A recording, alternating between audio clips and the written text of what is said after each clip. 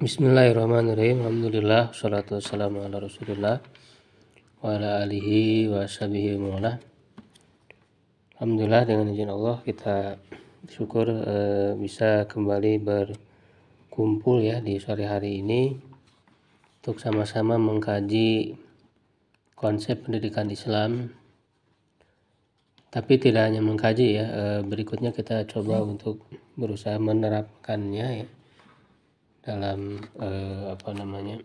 kegiatan aktivitas pendidikan kita,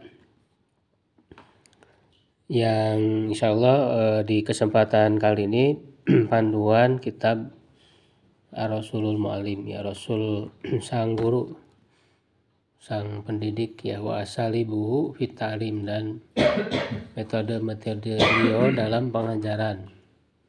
Ini ditulis oleh salah seorang ulama kontemporer, tapi beliau sudah wafat ya, Syekh Abdul Fattah Abu Mudah rahimahullah ta'ala. Beliau salah seorang ahli hadis juga ya, ini cukup terkenal beliau. Jadi judul yang pertama itu sebagaimana judul bukunya ya, Ar-Rasul Mu'allim. Artinya ini menggambarkan secara global terlebih dahulu ya, dan kita mengkaji sosok Rasul sebagai seorang guru, sebagai seorang pendidik ini penting agar inilah yang harus jadi teladan kita ya dalam pendidikan ketika sekarang kita menghadapi banyak permasalahan di dunia pendidikan kita, banyak kemunduran ya, dilihat dari hasil didikannya ya, banyak anak-anak yang ternyata masih lemah gitu ya, masih rapuh dari segi iman, dari segi adab, akhlaknya, dan juga terjerumus ya dalam pergaulan bebas dan sebagainya. Nah, maka solusinya adalah dengan menghadirkan keteladanan Rasulullah dalam pendidikan. Jadi kita belajar kepada teladan utama. Ya, jadi sebagai orang Islam ya kita harus bangga bahwa kita punya Rasulullah SAW ya sebagai pendidik utama, teladan yang lengkap yang ada pada beliau. Jadi ketika berbicara tentang konsep pendidikan itu bukan hanya sebatas konsep, bukan hanya sebatas teori ya, tapi kan ada modelnya langsung. Ya, ada contohnya langsung, beda dengan konsep-konsep lain. Kalau di barat sendiri misalnya ketika mereka mengembangkan konsep pendidikannya ya, siapa yang jadi sosok teladannya gitu. Justru para ahli pendidikan mereka, kalau kita lihat biografi mereka ya, justru tidak menjadi teladan. Kayak misalnya J.J. Rousseau gitu kan, ahli pendidikan barat, tapi dari kehidupan pribadinya sendiri dia punya 5 anak ya, 5-5-nya dibuang oleh dia. Bagaimana untuk bisa jadi teladan dalam pendidikan gitu. Jadi dalam Islam itu sebenarnya lebih lengkap. Nah, inilah yang harusnya kita jadikan panduan, kita jadikan rujukan ya dalam menjalankan proses pendidikan kita. Ya, karena kan apalagi kita jelas ya identitas kita Muslim, bahkan kita juga mengatakan bahwa pendidikan kita adalah pendidikan Islam ya, kenapa tidak boleh menggali konsep pendidikan Islam gitu ya. Walaupun tentu Islam itu sendiri bisa mengambil manfaat dari mana saja. Ya, dari barat, dari timur, utara, selatan ya. Bisa diambil hal-hal yang memang untuk dalam hal teknis begitu ya. Jadi peradaban Islam sebenarnya terbuka ya dari sisi keduniaannya, dari sisi teknisnya ya. Itu bukan berarti antipati terhadap barat, tidak. Ya, tapi yang jadi masalah ini akarnya gitu ya. Prinsipnya ini harus Islam. Ya, nah yang jadi masalah orang-orang Islam yang belajar di pendidikan, mereka tentang prinsip Islam manhaj, ya, Islam dalam pendidikan mereka belum paham.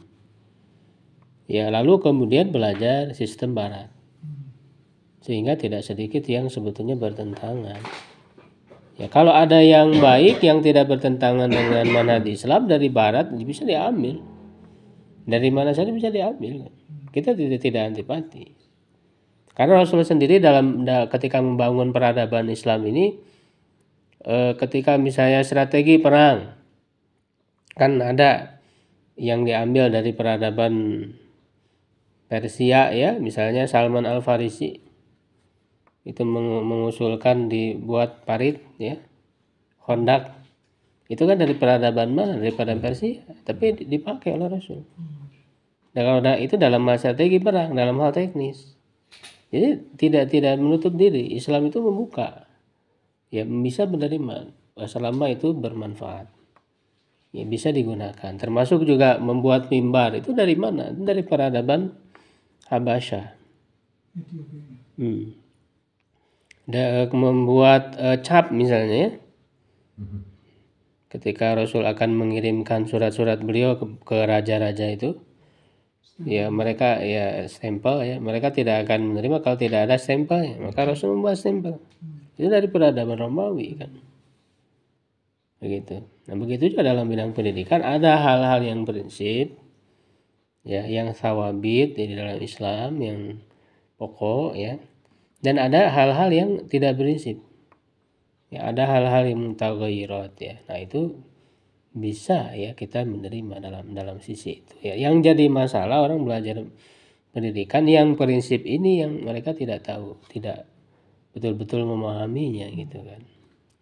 Yang secara tidak sadar bahwa ketika mereka menerapkan konsep barat ternyata bertentangan dengan konsep Islam. Tapi dari cara pandangnya, gitu, memandang manusia dan sebagainya, itu sudah beda. Ya, jadi pertama ini kan digambarkan secara global, ya, bagaimana Rasulullah SAW itu sebagai guru, ya, sebagai seorang pendidik, yang kalau kita lihat tugas beliau diantaranya di dalam surat Al-Jumu'ah, ya, ayat 2. Tugas beliau sebagai Rasul itu kan ada 3, ya. A'udzubillahi minasyaitonirrajim. Huwallazi ba'atsa fil ummiyin. Dialah Allah yang telah mengutus pada orang-orang yang ummi, ya, tidak bisa baca tulis. Rasulam minhum, seorang rasul dari mereka. Ya, yatlu alaihim ayatihi, yang membacakan kepada mereka, ya, ayat-ayatnya. Nah, ini yang pertama, itu tugas beliau yang pertama. Ya. Halaman 8. Wa yuzakkihim, dan mensucikan jiwa mereka, yang kedua. Yang ketiga, wa yu'allimuhumul kitab wal hikmah, mengajarkan mereka Alkitab, maksudnya Al-Quran, wal hikmah, maksudnya sunnah. Wa in kanu min qablu lafi dhalalim mubin, meskipun mereka dahulu berada, ya, benar-benar dalam kesesatan yang nyata. Jadi kalau dilihat dari tugas Rasul dalam ayat ini, ya, 3. Membacakan ayat-ayat Allah, mensucikan jiwa, mengajarkan Al-Quran dan Sunnah. Ya, ini kan adalah guru, tugas seorang guru. Jadi ketika Rasul itu berdakwah bukan hanya sebatas mengajak, tapi dengan sistem pengajaran yang lengkap, pembinaan, tarbiyah yang lengkap. Bukan hanya sebatas mengajak setelah itu kemudian dilepas begitu saja, tidak, tapi dibina, kan. Proses pembinaan yang terus-menerus.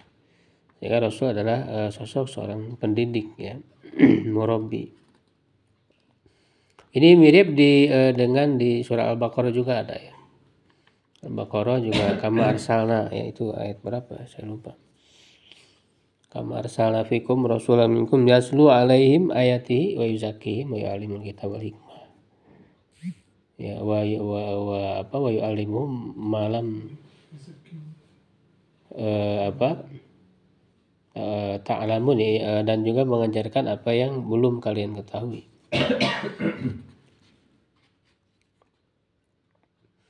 Ya, wa qala ta'ala, dan Allah juga berfirman, wa arsalna linnas rasulan, dan kami mengutusmu kepada manusia sebagai rasul, wa kafa billahi syahida, dan cukuplah Allah sebagai saksi.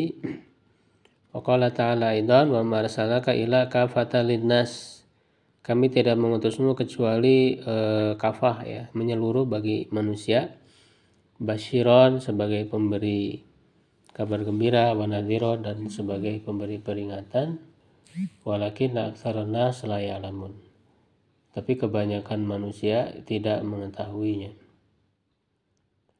Ya, jadi beliau kan diberi sifat-sifat, ya, seperti basyiron, pemberi kabar gembira, nadhiron, pemberi peringatan, ya. Dalam ayat lain disebut da'ian, ya, sebagai dai yang mengajak, ya, da'ian ilallah, ya. Sirajan muniro, ya, dan juga pelita yang menerangi. Ya, itu kan semua adalah sifat-sifat seorang guru, ya. Nah, ada sifat utama juga yang merupakan sifat utama, ya, seorang guru yang ada pada diri Rasulullah SAW. Itu sebagaimana di surat, PDF-nya pernah di-share, ya, kalau nggak salah.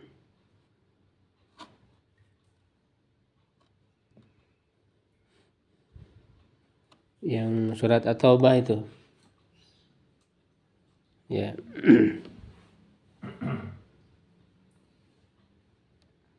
Yang bunyinya itu di sini nggak ada, ya. Laqad ja'akum rasulun, ya.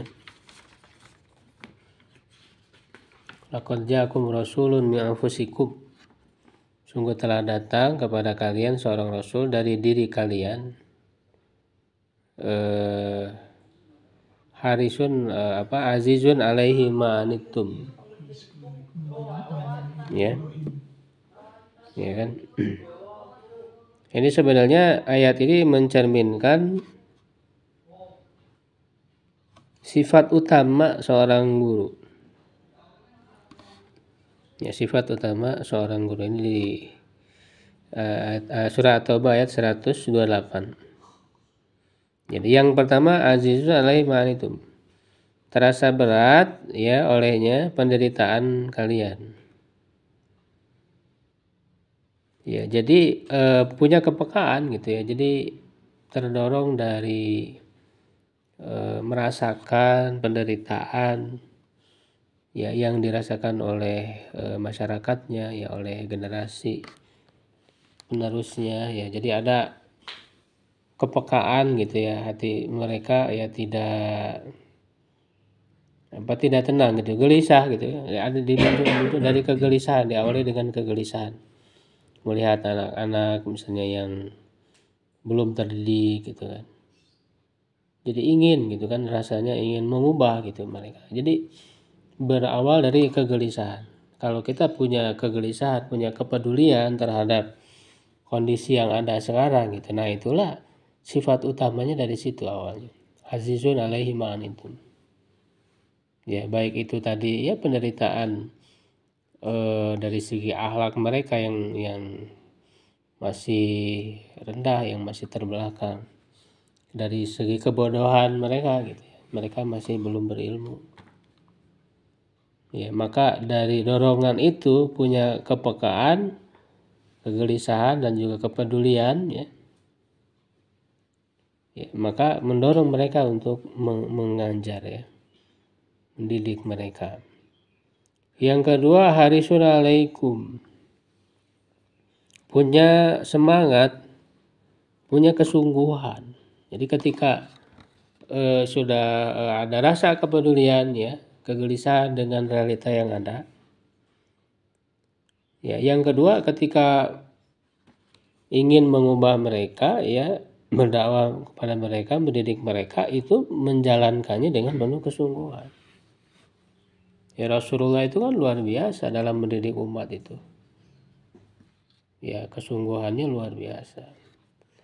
Sampai ketika mendapatkan pertentangan yang keras ya, sekalipun beliau tidak goyah ya, tidak putus asa.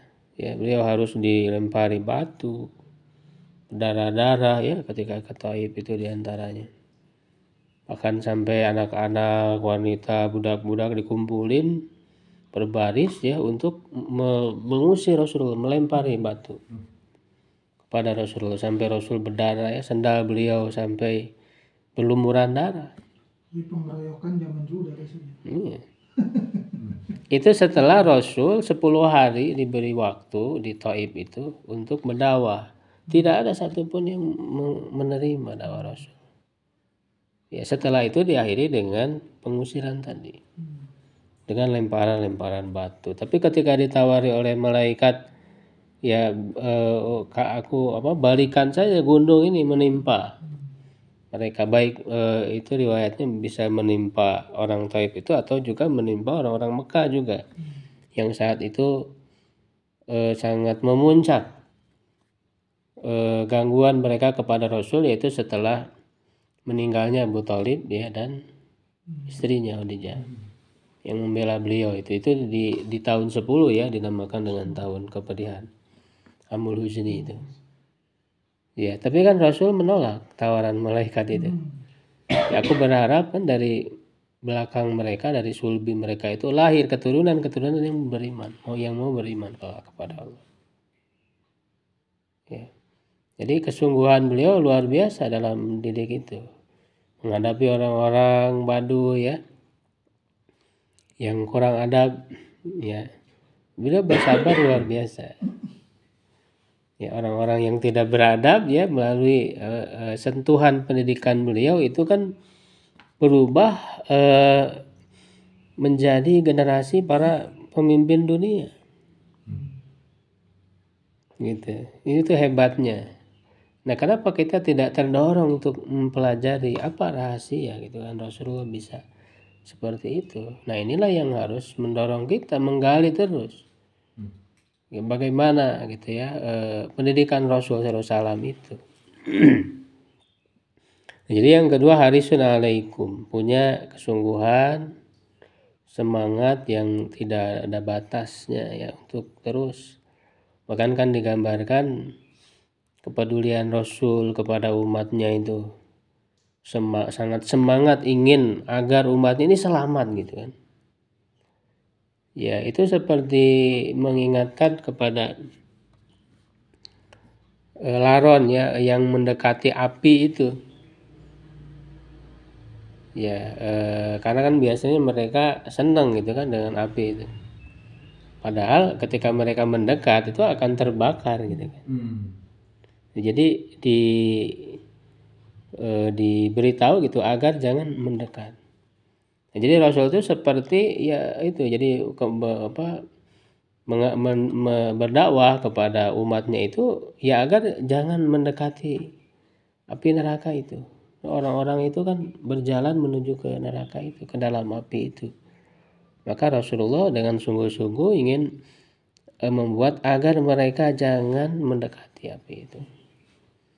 Itu gambarannya ya seperti itu.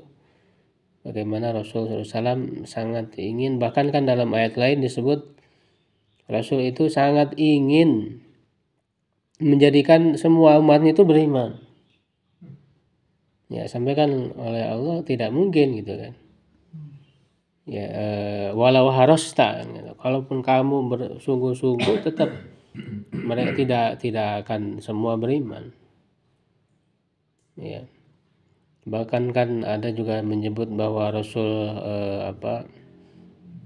umati gitu kan, umatku ketika menjelang ajal. Dan juga ketika nanti di Sirat ya, jembatan di atas neraka itu beliau yang pertama kali melewati, dan beliau menunggu kan di ujung itu berdoa Allahumma salim ya Allah, selamatkan umatku. Jadi kecintaan yang luar biasa Rasulullah itu kepada umatnya itu. Ya kan, sampai nanti di telaga juga beliau menunggu ya, umatnya itu sangat senang sekali datangnya umatnya itu disambut, bahkan dilayani oleh beliau. Ya kan, sampai-sampai kan ada kelompok orang yang Rasul gembira ingin menyambutnya, ya menyangka itu adalah umatnya, kemudian diperingatkan oleh malaikat Jibril bahwa mereka bukan umatmu. Kenapa? Karena mereka ya telah merubah-rubah ajaranmu. Ya, kamu tidak tahu apa yang dilakukan oleh mereka sepeninggalmu. Ya, maka Rasul mengatakan sukhon liman ghayyaru ba'di.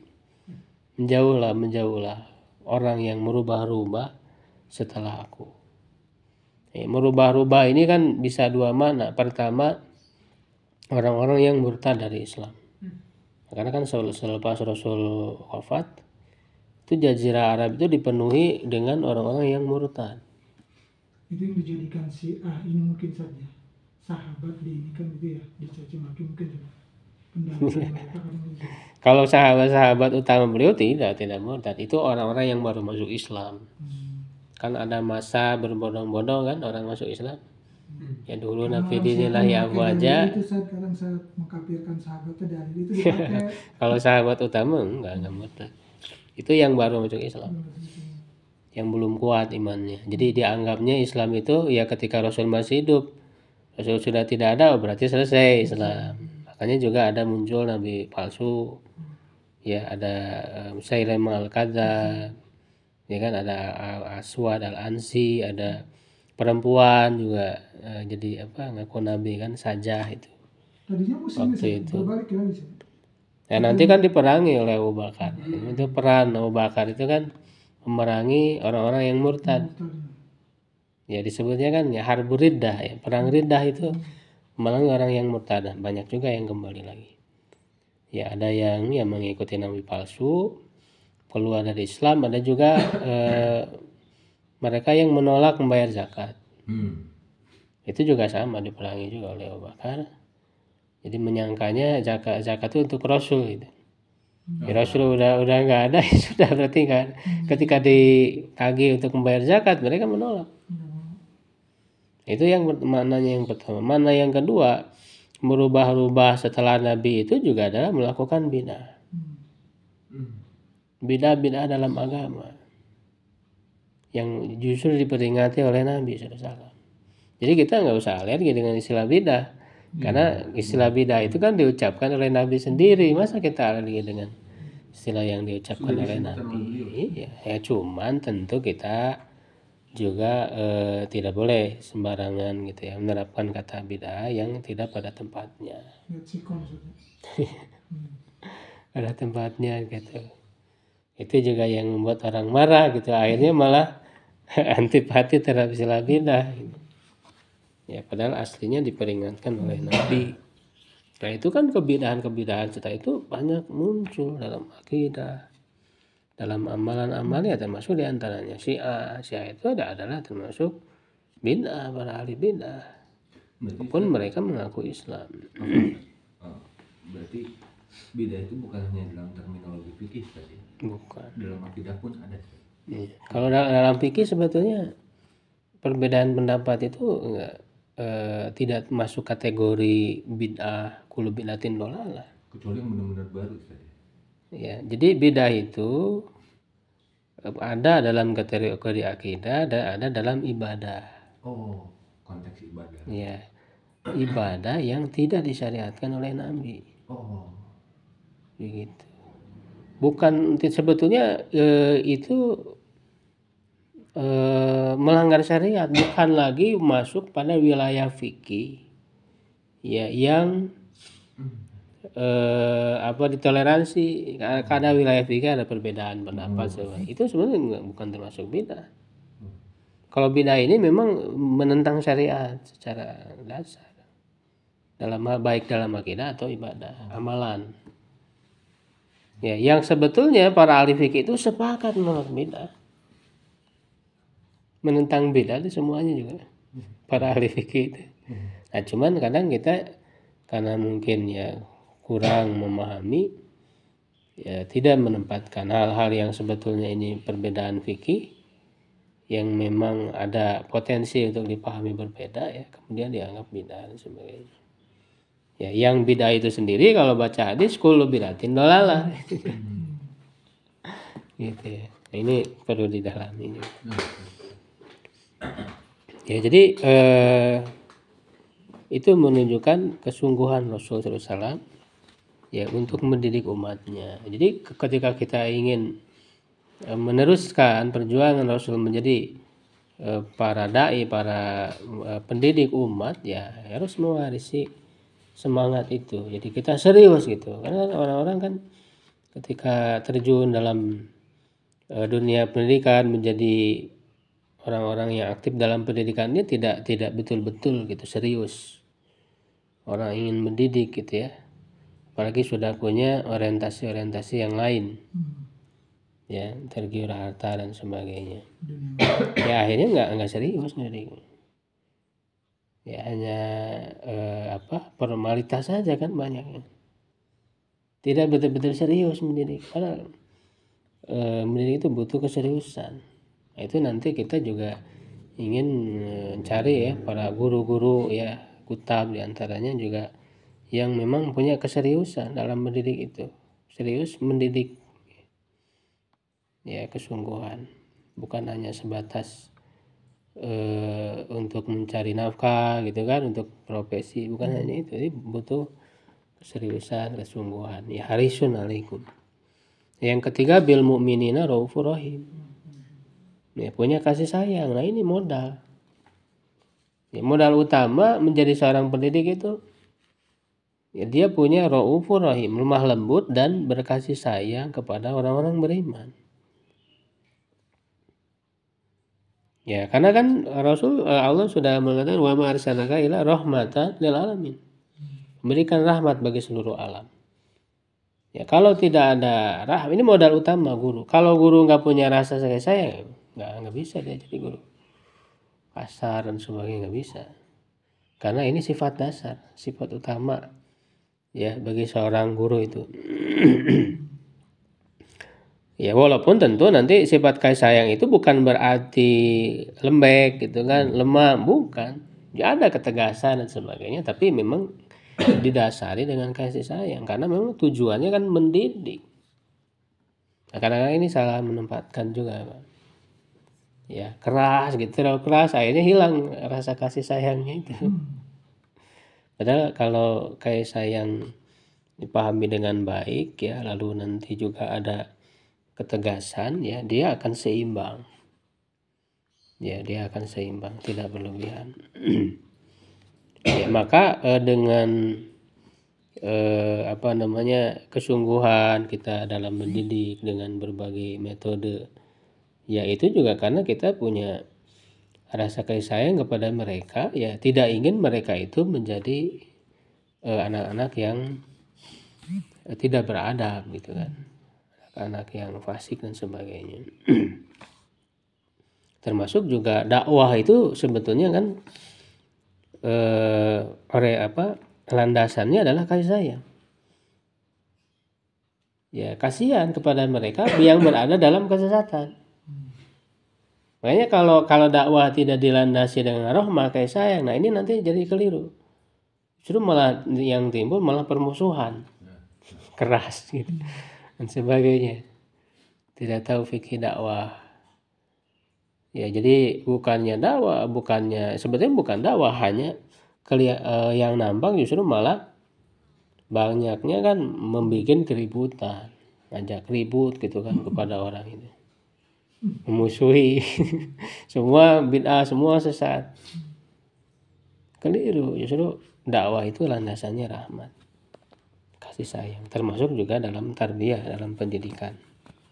Ya, jadi kalau dilihat dari sifat utama seorang rasul yang Allah Subhanahu wa taala sebutkan di ayat tadi, menunjukkan itu sifat utama seorang guru, seorang pendidik. Ya, ditambah lagi dengan hadis-hadis yang menegaskan bahwa rasul itu seorang guru. Di sini ada beberapa hadis. Ya, dan dalam hadisnya jelas Rasul mengatakan innama bu'istu mu'alliman. Sesungguhnya aku itu diutus sebagai seorang guru, seorang pendidik.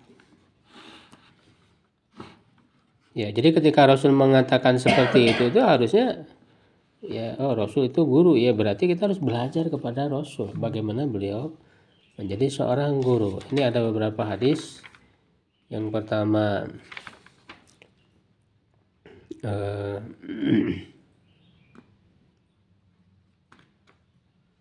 tapi yang pertama ini hadisnya dhaif ya. Ya, hadis pertama ini yang diriwayatkan Ibnu Majah dalam sunannya dari Mi ya. Tapi secara mana enggak clear karena nanti ada di hadis yang sahih yang lain. Ini tentang ada dua kelompok, ada dua halaqah. Yang satu itu sedang belajar ya. Belajar mengajar ya, ta'alamun wa yu'allimun. Yang satu lagi hanya sebatas zikir saja. Nah, ketika Rasul kemudian lebih memilih bergabung kepada halaqah orang yang sedang belajar mengajar. Ya sebetulnya hadis ini dhaif dan kalau dari segi makna ada juga di hadis yang sahih kan, yang menyebutkan bahwa orang yang berilmu itu atau yang belajar ilmu itu lebih baik daripada orang yang ahli ibadah. Itu ada hadisnya ya. Fadlul alim alal abid kafadlil qamari ala sairil kawakib. Ada juga kafadli ala adnakum. Jadi keutamaan orang yang alim, yang berilmu ya, atau yang belajar ilmu ya, sibuk dengan ilmu ya, itu lebih utama dibanding orang yang rajin ibadah saja tanpa ada penambahan ilmu. Ya, bandingannya seperti bulan ya, cahaya bulan dibandingkan cahaya bintang-bintang. Itu kan lebih besar cahaya bulan. Atau keutamaan dibandingkan keutamaan Rasul dibanding dengan sahabat yang paling rendah kedudukannya. Nah, itu kan jauh gitu ya. Iya, ada. Iya, itu hadis sahih. Ya. Jadi jelas keutamaan sibuk dengan ilmu dibanding hanya sebatas zikir. Ya, makanya sebetulnya ketika disebut majelis zikir kan ada di dalam ayat ya, fasalu ahla dzikri in kuntum la ta'lamun. Ahli zikir di situ bukan cuma zikir. Itu maksudnya ahli ilmu. Bukan yang gereng-gereng kepala. Bukan. Nah, ini yang salah pahami. Tanyakan kepada ahli zikir jika kalian tidak mengetahui. Artinya ahli ilmu. Yang bisa ditanya ilmunya. Kalau cuman zikir geleng-geleng gitu kan, itu nggak akan bisa. Ya, mereka itu kalau orang-orang yang seperti itu istilahnya orang-orang yang mengambil jalan pintas. Kalau bahasa anak, jadi padahal kan untuk tadi ya mentazkiyah ya nafsi itu, membersihkan diri itu kan jalan yang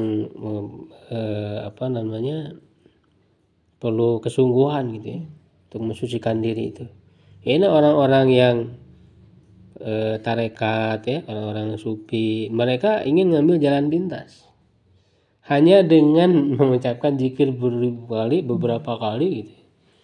Agar sampai kepada makom tertentu gitu kan. Bahkan juga ada pelantikan menjadi wali kan. Iya betul. Ya mengklaim ketemu dengan Nabi Khidir. Ya kamu jadi wali bahkan suruh bayar kan sekian. Bayar. Itu kan pernah tersebar videonya yang gurunya Buya Rozi itu. Siapa namanya Badar gitu. Ya kan, itu dia ada pelantikan wali. Ya kalau kamu ingin jadi wali silakan ya daftar. Saya udah ketemu dengan Nabi Khidir gitu. Jadi dipimpin langsung oleh Nabi Khidir pelantikan wali. Iya kan? Ilmunya dia melalui mimpi terus ya sana. Iya. Jadi orang-orang yang jalan pintas yang hanya halusinasi saja, tidak benar. Dan mereka orang-orang seperti itu nggak benar-benar mempelajari Islam. Mereka nggak tahu tentang akidah, tentang hukum-hukum. Justru banyak perilaku mereka, keyakinan mereka yang bertentangan dengan akidah Islam. Bahkan sudah masuk ke dalam kemusyrikan ketika mereka meyakini wali-wali itu juga ikut mengatur alam semesta. Itu udah musyrik. Iya, dalam keyakinan mereka itu.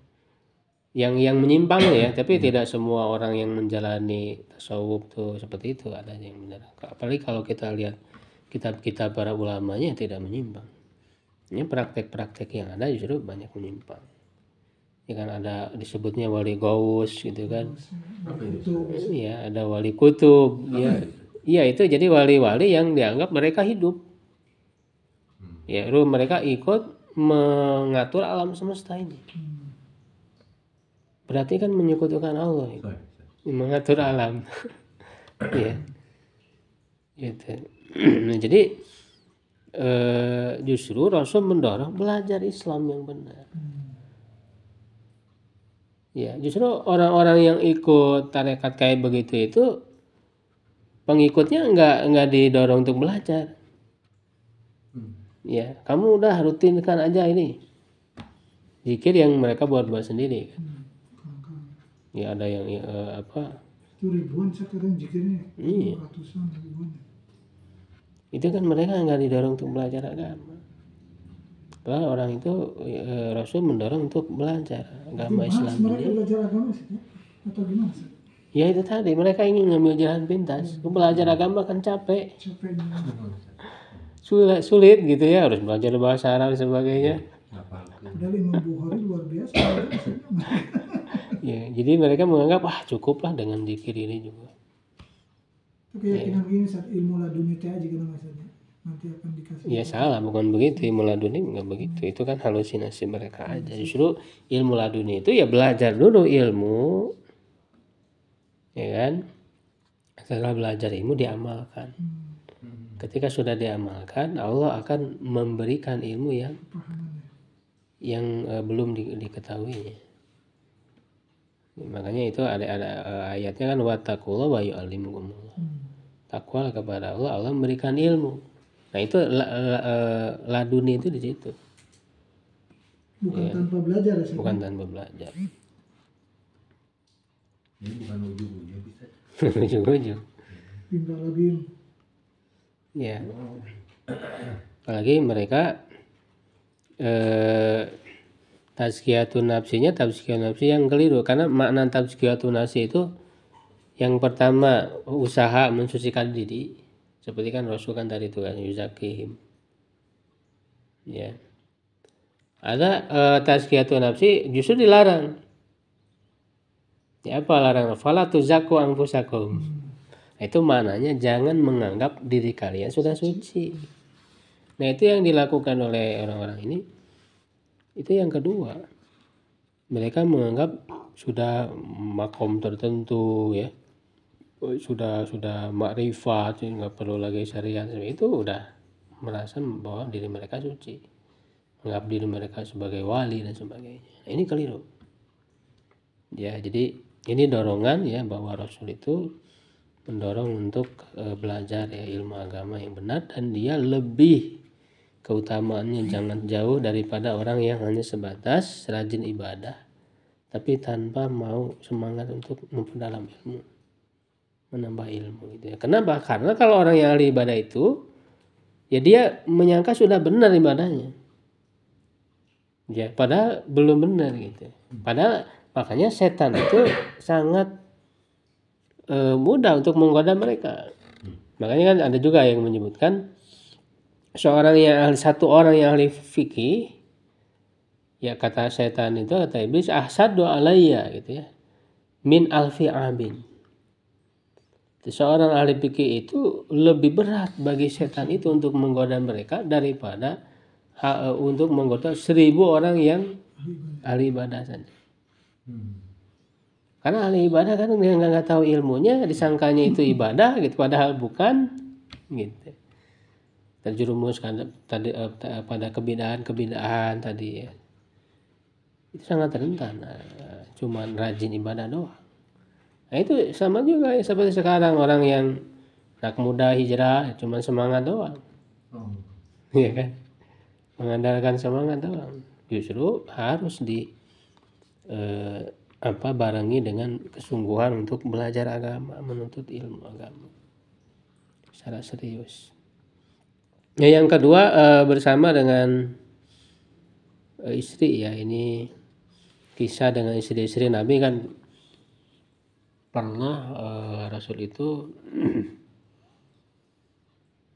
diminta ini, jadi meminta harta lah intinya. Istri-istri Nabi itu meminta tambahan harta. Tambah nafkah ya saja. Iya, tambahan harta karena memang ketika banyak harta rampasan perang dan sebagainya, jadi mereka ingin minta bagian, minta bagian. Nah itu bagi Rasul itu bukan hal yang baik. Ya sampai-sampai kan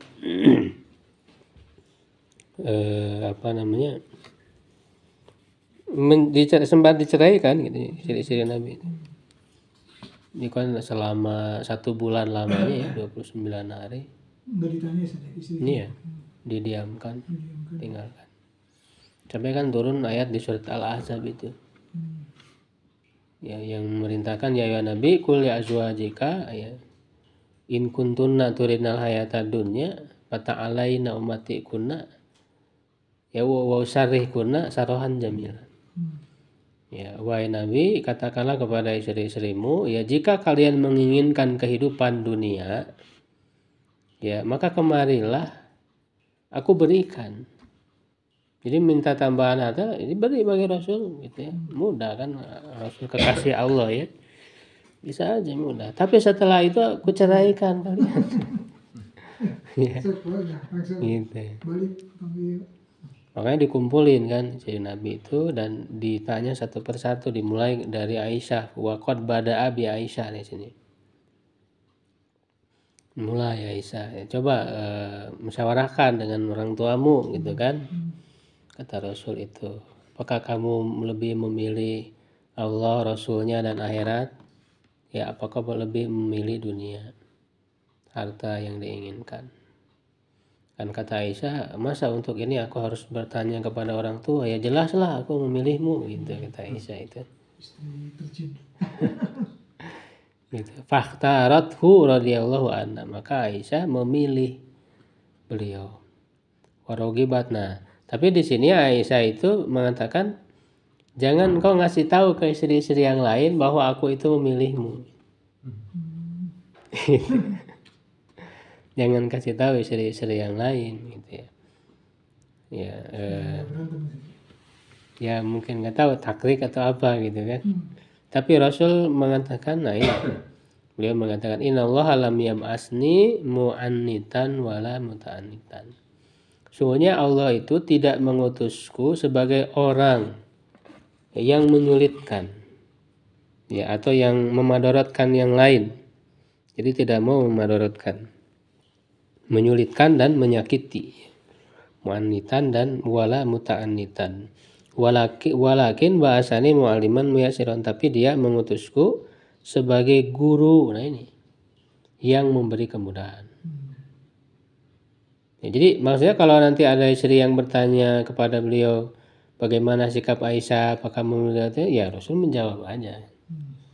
Ya tidak akan menyembunyikan gitu, nggak ada rahasia-rahasiaan lah gitu. Ya.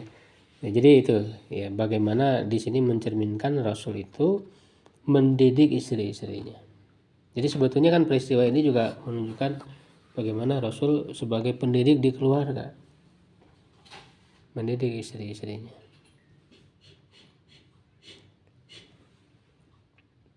Dan semua kan akhirnya tidak ada yang memilih dunia, semuanya memilih Rasul.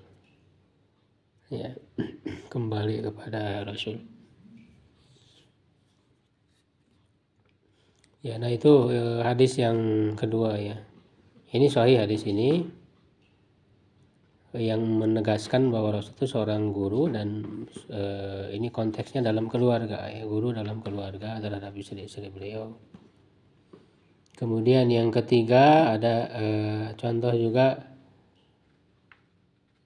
ini mendidik ketika dalam sholat. Jadi ada seorang sahabat namanya Muawiyah bin Al-Hakam As-Sulami ya, dia baru masuk Islam, baru belajar, jadi belum tahu. Nah, ketika aku sedang sholat, kata dia, bainama ana usolli ma Rasulullah SAW bersama Rasul, idza atasa rajulun minal qaum. Ada seseorang yang bersin waktu sholat. Fakultu yarhamukallah, dijawab yarhamukallah. Ya memang kan ada hadisnya gitu kan, tapi kan kalau dalam sholat kan tidak diamalkan. Faromanil kaum biabsorihim, kaum itu mengarahkan pandangannya kepadaku, jadi pada ngeliatin gitu. Itu juga mereka juga belum ini juga ya, lagi sholat kan ya nggak boleh juga ngeliatin. Ya, lalu dia mengatakan wasukla umayyah ya. Ini apa namanya? Celakalah gitu ya. Jadi masyanukum tanduruna ilai. Kenapa kalian melihat-lihat aku ya? Lalu mereka memukul paha mereka dengan tangan-tangan. Ya, jadi mungkin greget. Ini greget gitu maksudnya. Nah, maka akhirnya dia paham, oh ternyata mereka itu ingin aku diam. Ra'aituhum yusammitunani sakattu. Jadi mereka ingin aku diam, lalu aku diam. Nah, setelah falamma sholat Rasulullah SAW, nah, ketika selesai sholat, beliau memanggilku. Nah, lalu inilah kesaksian ini salah seorang sahabat bagaimana cara pendidikan Nabi itu, sikap beliau sebagai seorang guru pendidik itu. Ya, sahabat itu mengatakan ma ra'aitu mu'alliman qablahu wala ba'dahu ahsana ta'liman minhu. Aku tidak melihat seorang guru yang sebelum beliau dan setelahnya yang paling baik pengajarannya. Ya, fa wallahi demi Allah maka haroni. Ya, beliau tidak memarahiku ya. Wala dorobani, tidak memukulku, wala syatamani, ya tidak mencelakku. Qala, beliau hanya mengatakan inna hadis sholat, sesungguhnya sholat ini la yaslu fiha syai'un min kalamin nas, tidak layak di dalamnya ada sedikit pun dari perkataan manusia. Innama, hanyalah huwa, sholat itu adalah tasbih wa takbir wa qiraatul Quran, membaca Al-Quran.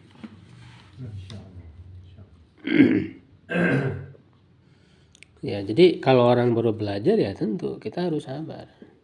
Makanya ada dalam fikih dakwah itu ada beberapa prinsip ya dalam dakwah itu dikatakan misalnya at-ta'lib qabla ta'rif. Ya, taklif qabla ta'rif, ada pendekatan dulu sebelum memahamkan orang. Kemudian at-ta'rif qabla taklif, dipahamkan dulu sebelum dibebani. Ini kan belum tahu, kayak namanya orang belum tahu masa dimarahin kan gitu. Ya kan? Dipahamkan dulu. Nah, itu juga kadang kepada anak-anak itu kan seringnya kan karena orang tua itu suka marah. Ya kan, padahal anak itu belum ngerti gitu. Belum tahu. Itu dipahamkan dulu biar ngerti dulu. Jadi jangan dulu kita mengobani kalau kita belum memahamkan. Jadi takrif dulu, dipahamkan dulu. Ya, jadi Rasul di sini paham bahwa ini kan baru belajar gitu kan. Ya, wajarlah seperti itu, maka Rasul mendidiknya dengan lemah lembut gitu kan. Nah, contoh lain juga kan ada seorang Arab gunung yang datang ke masjid, kencing di masjid. Sahabat kan hampir marah itu ya, hampir memukuli. Tapi kalau Rasul kan dilarang. Biarkan dulu, selesaikan ya, karena kalau diganggu justru malah kencingnya kemana-mana. Gitu kan. Ya, setelah selesai baru orang Rasul dikasih tahu bahwa masjid ini adalah tempat untuk sholat, zikir, baca Quran. Gitu. Jadi dipahamkan dulu fungsi masjid. Jadi nggak langsung dilarang, jangan kamu masjid ini, enggak. Tapi dipahamkan dulu kan, bahwa masjid itu apa fungsinya. Nah, ketika sudah diberitahu fungsi masjid itu ini, jadi orang Arab gunung itu mikir, oh berarti kalau buat kencing nggak ada kan gitu. Ya termasuk juga di sini dalam sholat tadi, sholat itu apa aja di dalamnya. Ya artinya memahamkan. Karena bisa jadi yang menurut kita itu sangat dasar gitu. Tapi kan kalau orang belum belajar tetap aja nggak tahu gitu. Walaupun itu menurut kita hal yang sederhana. Ya apalagi di zaman kita sekarang kan, yang orang sangat jauh dari ajaran agama gitu. Hal-hal yang dasar aja mereka nggak tahu gitu. Kalau untuk zaman sekarang kayak modernis, punten ya. Saya kalau jalan pulang ke Bekasi gitu ya, di tol kadang bapak-bapak mobil itu beberapa orang turun mencing gitu berjamaah gitu Sat. Ya seperti itu. Nah apakah dengan konsep seperti ini bisa ditolerir untuk ini Sat? Kadang ada Sat, ya beberapa kali gitu jadi turun ya berbaris aja gitu Sat. Ya sudah mungkin Itu bukan karena nggak tahu. Nah itu memang Ustaz ya. Iya. Ya, itu memang ini aja kan ya Sat. Udah kebelat nggak kuat. Itu adab aja sih sebenarnya. Ya. Jadi ini dan kan setelah itu orang Arab Baduy tadi itu sampai berdoa, ya Allah rahmatilah aku dan dia, jadi hanya dia dan Rasul saja gitu, yang lain tidak itu. Kata Rasul, ya janganlah kamu membatasi gitu kan rahmat Allah yang luas. Ya hajar tawasian, kamu itu telah mempersempit yang luas, padahal rahmat Allah itu luas. Wasiat rahmati kullasyai. Ya, jadi sampai seperti itu ya orang Arab gunung yang mendapat sentuhan pendidikan Rasul SAW.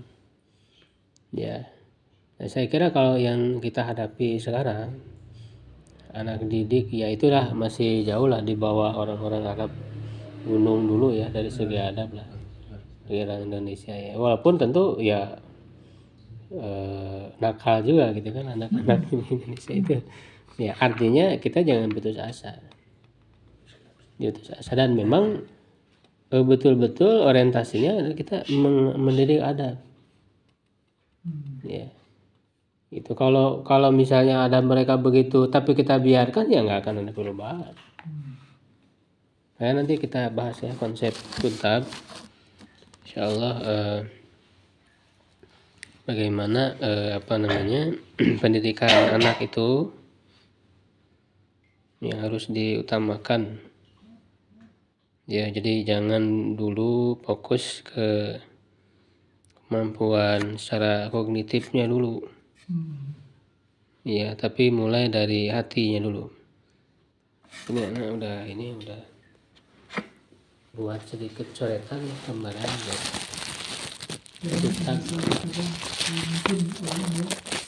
Mungkin dia misalnya itu kadang gimana untuk proses mendidik anak itu kan pengen bisa jalan pintas cepat gitu ini pengen anak bisa ngerti bisa paham gitu sehingga tadi yang harusnya jangan dibebani dulu gitu untuk hal seperti itu saja. Jadi memang harus ada pendekatan ya pemahaman pengertian gitu. Ya betul, pendekatan dulu. Jadi kalau yang hafalan pembebanan itu gimana? Sebenarnya udah ya itu harus tahapannya aja. Harus menjalani tahapannya. Memang ketika memang situ memang sudah siap untuk ini ya. Kadang ada usia-usia. Nah kalau misalnya para ulama terdahulu gitu mereka sebelum katakan usia berapa tahun 5 tahun 6 tahun 7 tahun mereka sudah itu apa itu gimana untuk metode pendidikan mereka di orang tua itu? Ya artinya kalau kita kan sekarang mulai untuk diajar menghafal Al-Quran gitu ya, pembebanan itu. Ya kadang ya SMP anak saya aja SMP kan baru ini. Ya makanya untuk kan tadi ya udah dibahas, yatlu alaihim ayati, bacakan kepada mereka ayat-ayatnya.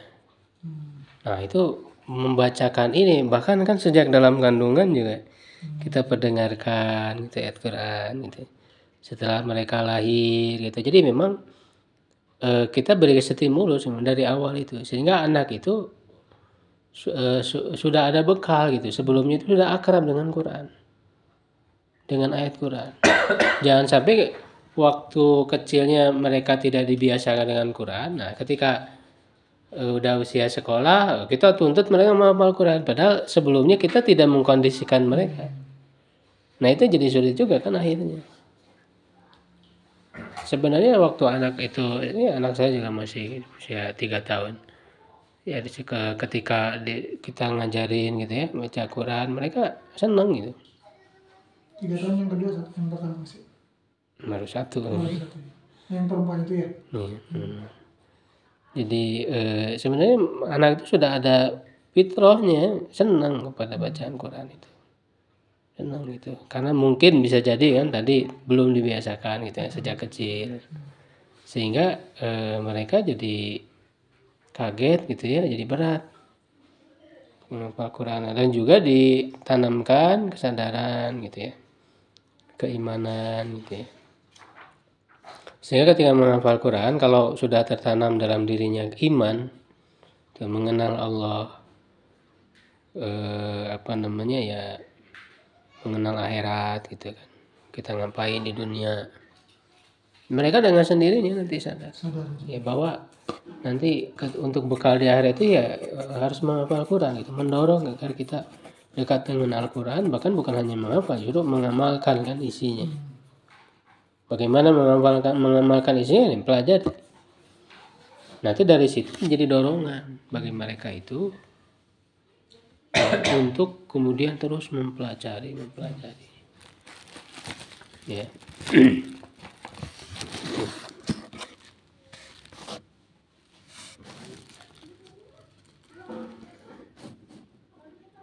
Wallahu a'lam bishawab.